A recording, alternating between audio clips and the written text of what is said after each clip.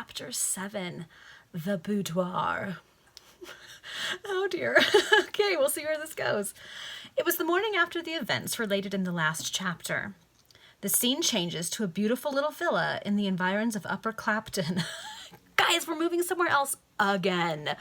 Oh, this really is like a soap opera from the Victorian era, huh? This charming retreat, which consisted of a main building 2 stories high and wings each containing only one apartment, was constructed of yellow bricks that had retained their primitive color, the dwelling being too far from the metropolis to be affected by its smoky exhalations. The villa stood in the midst of a small garden, beautifully laid out in the French style of Louis XV, and around it, interrupted only by the avenue leading to the front door of the dwelling, was a grove of evergreens. This grove formed a complete circle and bounded the garden, and the entire enclosure was protected by a regular paling painted white. This miniature domain, consisting of about 4 acres, was one of the most beautiful spots in the neighborhood of London, and behind it, far as the eye could reach, stretched the green fields, smiling and cultivated like those of Tuscany. In front of the villa was a small grass plot, in the center of which was a basin of clear and pellucid water, upon whose surface floated 2 noble swans and other aquatic birds of a curious species. Every now and then the silence of the morning was broken by the bay of several sporting dogs, which occupied, in the rear of the building, kennels more cleanly and more carefully attended upon than the dwellings of many millions of others. And yet the owner of that villa wanted not charity. Witness the poor woman and 2 children who have just emerged from the servants' offices laden with cold provisions and with a well-filled bundle of other necessaries. At the door of a stable, a groom was seen mounting from the back of a thoroughbred chestnut mare, which had just returned from an airing, and upon which he cast glance of mingled pride and affection. The windows of the villa were embellished with flowers and pots and vases of curious workmanship, and outside the casements of the chambers upon the first floor were suspended cages containing beautiful singing birds. To the interior of one of those rooms must we direct the attention of the reader.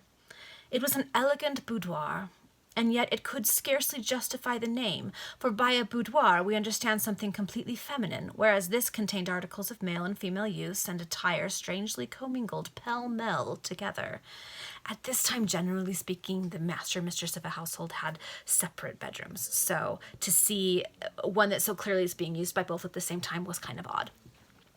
Upon the toilet table were all the implements necessary for the decoration and embellishment of female beauty, and carelessly thrown over a chair were a coat, waistcoat, and trousers.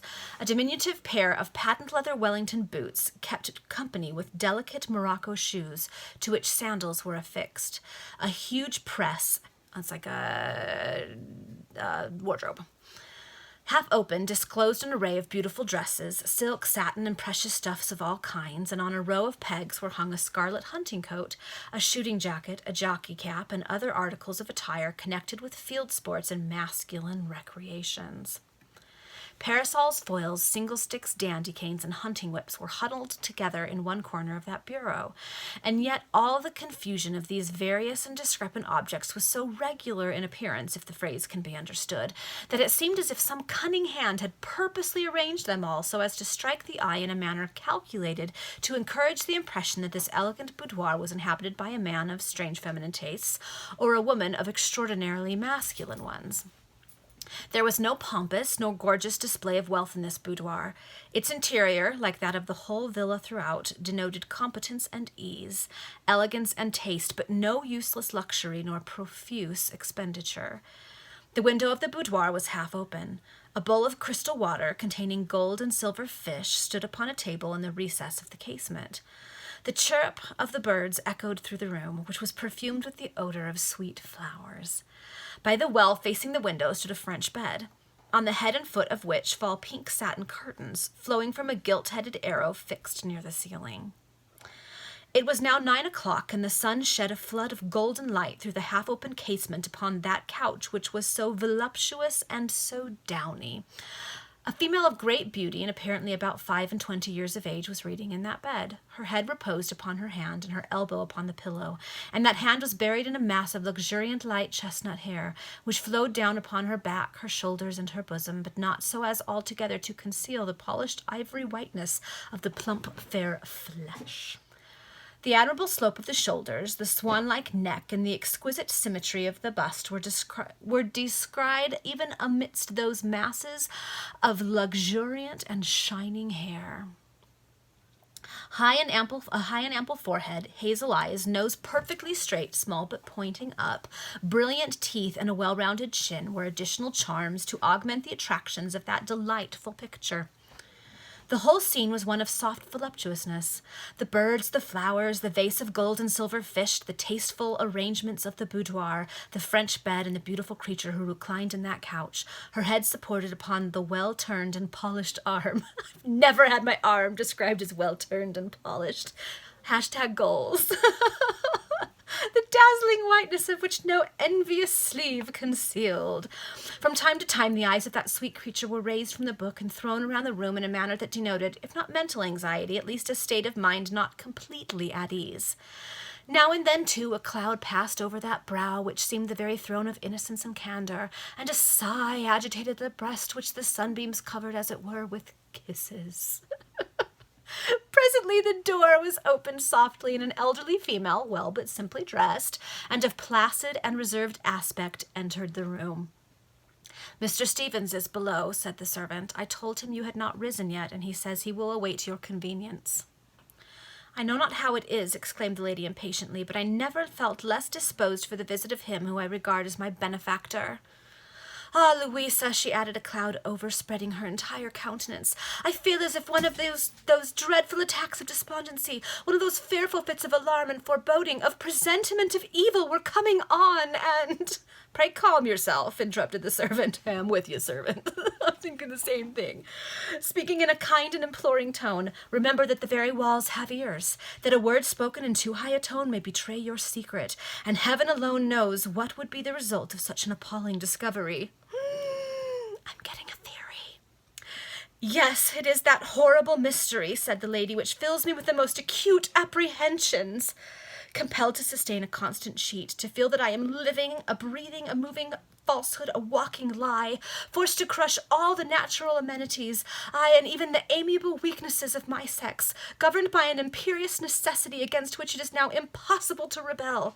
How can I do otherwise than experience moments of unutterable anguish?" She's a little dramatic. I kind of love her.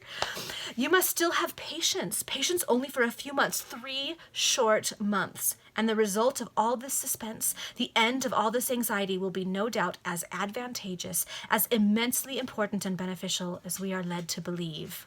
Something's going on. "True, we are bound to believe a man who seems so serious in all his actions with regard to me," said the lady after a short pause, during which she seemed to be wrapped up in a deep reverie. "But why does he keep me in the dark with regard to the true nature of that grand result? Why does he not trust me, who have placed such unbounded, such implicit confidence in him?" "He is afraid lest an unguarded moment on your part should betray what he assures us to be of the most vital, the most important," answered the domestic in a kindly remonstrative tone. "And really, my dearest girl," she added affectionately, "pardon me for calling you so." "Ah, Louisa, you are my dearest friend," said the lady energetically. "You and you alone have supported my courage during the 4.5 years that this horrible deceit has already lasted. 4.5 years. Your kindness—" "I have only done my duty and acted as my heart dictated," mildly replied the female dependent. "But as I was observing, you are so very imprudent, as it is, and can you expect that Mr. Stevens will reveal to you the minute details of a scheme which—" "Imprudent!" hastily exclaimed the lady. She's so dramatic. "How am I imprudent? Do I not follow all his directions, all your advice? Have I not even learned to talk to the very groom in his own language about the horses and the dogs? And do I not scamper across the country upon my chestnut mare, with him following upon the bay horse at my heels, as if we were both mad? And then you say that I am imprudent. When have I done all I can to sustain, when I have done all I can to sustain the character which I have assumed? And with the exception of these rides, how seldom do I go abroad? Half a dozen names include all my acquaintances, and no one ever comes here. This is indeed a hermit's dwelling. How can you say that I am imprudent? We're learning stuff, guys. Without going out of this very room, began Louisa with a smile, I could, the eternal remonstrances against these habiliments of my sex, exclaimed the lady, drawing back the satin curtain at the head of the bed with her snow-white arm, and glancing towards the bureau which contained the female dresses. Ever those remonstrances. Alas, I should die. I could not support this appalling deceit were I not to gratify my woman's feelings from time to time. Do you think that I can altogether rebel against my nature and not experience the effects? And in occasionally soothing my mind with the occupations natural to my sex, have I ever been imprudent?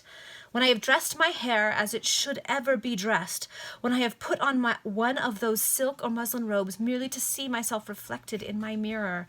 And oh, what a pardonable vanity under such circumstances. Oh, she just wants to be herself, guys. Have I ever been imprudent enough to set foot outside this retreat, this boudoir, to which you alone are ever admitted? Do I ever dress with the blinds of the windows raised? No. I have done all that human being can do to support my spirits during this sad trial, and sustain the character I have assumed. But if it be desired that I should altogether forget my sex and cling to the garb of a man, if I may never, not even for an hour in the evening, follow my fantasy, and relieve my mind by resuming the garb which is natural to me, within these four walls, unseen by a soul, save you— Yes, you shall have your way, interrupted Louisa soothingly. She let her go on for a while before she interrupted her. But Mr. Stevens waits. Will you not rise and see him? It is my duty, said the lady resignedly. He has surrounded me with every comfort and every luxury which appetite can desire or money procure, and, however he may ultimately benefit by this proceeding, in the meantime my gratitude is due to him. The delicacy of his conduct towards you equals his liberality, observed Louisa pointedly. Yes, notwithstanding the peculiarity of our relative position, not a word, not a look disrespectful towards me from the first moment of our acquaintance. He faithfully adheres to his portion of the contract, and I will as religiously observe mine. You speak wisely and consistently, said Louisa, and the result of your honorable conduct toward Mr. Stevens will no doubt be a recompense which will establish your fortunes for life. That hope sustains me. Oh, how happy, thrice happy shall I be when the period of my emancipation being arrived, I may escape to some distant part of my own native country, or to some foreign clime, resume the garb belonging to my sex, and live in a way consistent with my nature, aid suitable to my taste. It is in anticipation of those golden moments that I from time to time retire into the impenetrable mystery of this boudoir, and dress myself in the garb which I love, and which is my own. And when that age shall come, oh, how shall I divert my mind with retrospection upon these long, weary weeks and months, during which I have been compelled to study habits opposed to my taste and feeling, to affect a love of horses and dogs, that a manly predilection may avert attention from a feminine countenance, and to measure each word that falls from my lips, to study each attitude which my form assumes, and to relinquish pursuits and occupations which my mind adores. You catching on here? The authors of this time went on and on and on, but it's kind of fun. The lady threw herself back upon her pillow and gave way to a delicious reverie. Louisa did not attempt to disturb her for some minutes. She's so dramatic. Oh, at length she murmured something about keeping Mr. Stevens waiting longer than usual, and her mistress, acting by a sudden impulse, rose from the couch. Then followed the mysterious toilette. Stays, curiously contrived, gave to that exquisitely modelled form as much as possible the appearance of the figure of a man. The swell of the bosom, slightly compressed, was rendered scarcely apparent by padding skilfully placed, so as to fill up and flatten the undulating bust. The position of the waist was lowered, and all this was effected without causing the subject of so strange a transformation any pain or uneasiness. The semi-military blue frock coat, buttoned up to the throat, completed the disguise. And as this species of garment is invariably somewhat prominent about the chest, the very fashion of its make materially aided an effectual concealment, by averting surprise at the gentle protuberance of the breast in the present instance. Louisa arranged the luxuriant and flowing hair with particular attention, bestowing as much as possible a masculine appearance upon that which would have been a covering worthy of a queen. The toilette being thus completed, this strange being to whom we have introduced our readers descended to a parlor on the ground floor. When Louisa left the boudoir, she carefully locked the door and consigned the key to her pocket. Guys, we're finding stuff out. I'm sure you have the same theory I do, because it's not exactly subtle, but I told you the Penny Dreadfuls they're over the top and they're dramatic and they're convoluted. They really, really were the soap operas of their time, and this one's getting really fun. All right, we'll see you tomorrow for the next chapter.